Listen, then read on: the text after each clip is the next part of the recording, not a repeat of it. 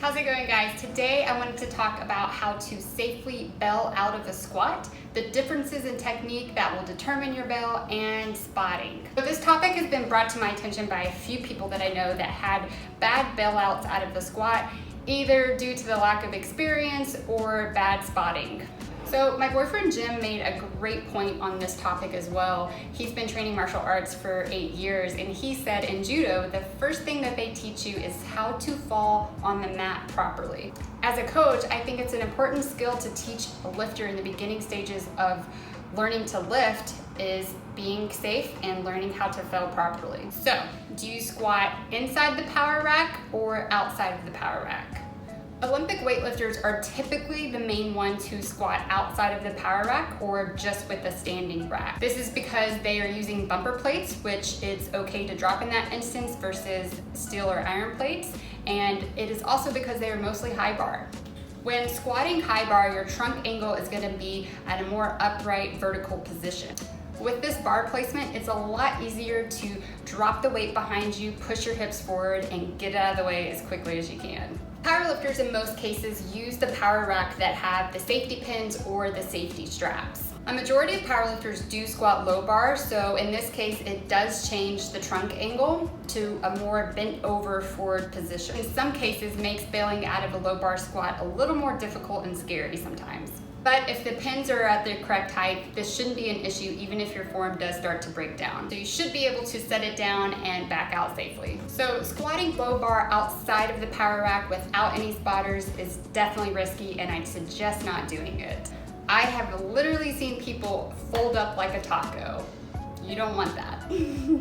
If you are using the power rack, setting up the safety pins or straps to the correct height is crucial. You don't want them too low to where you can't set them down on the pins safely, and you don't want them too high to where the bar hits the pins or the straps on your descent, which causes an imbalance. So you want to set the safety pins 1 to 2 inches below where the bar is at the bottom of your squat. Should be able to find this depth with an empty barbell, and again, this placement is going to be different based on the individual. If your technique is bad and your body is not conditioned using heavier weights in the squat, you should not be attempting a max squat. Drop the ego, drop the weight, and work on building a solid foundation first before you go up in weight. A good saying that has always stuck with me from my coach, Tom DeLong, was learn it, control it, load it, then explode it. Wise words from a very wise man. Here are some things you want to try to avoid when you do start to feel your form breaking down, because at some point when you are attempting a maximum lift, it is common for your form to start breaking down a little. So when the weight comes to a dead stop, you want to try to avoid losing tightness or letting your chest collapse, especially when you start to feel your form start to break down. This is where you need to drop it. This can go wrong very quickly if you try to grind it out, and last thing that you want is a heavy barbell full of weights going over your head or bearing you to the ground. There's a difference in trying to grind out the lift efficiently or grinding it out with stupidity.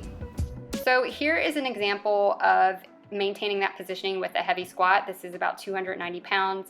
You can see I maintain that positioning before I realize it's not going anywhere, and then I shoot my hips forward to get out from under the barbell safely.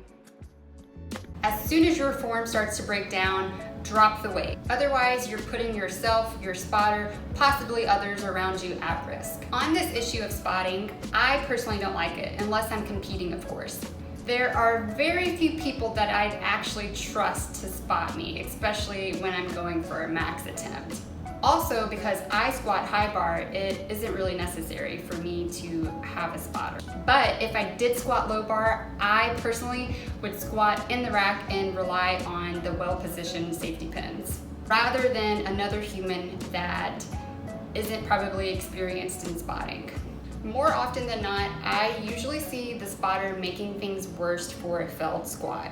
Just like bailing out of the squat is considered a skill, so is spotting the squat, and frankly, not many people have that skill. If you're new to lifting and you've never practiced bailing, try it. It's not something I would recommend doing on a regular basis, but knowing is important. I would take 60 to 70% of your max and practice with that. If you don't have a max yet, take a weight that you feel comfortable doing and practice that. So let's do a quick recap.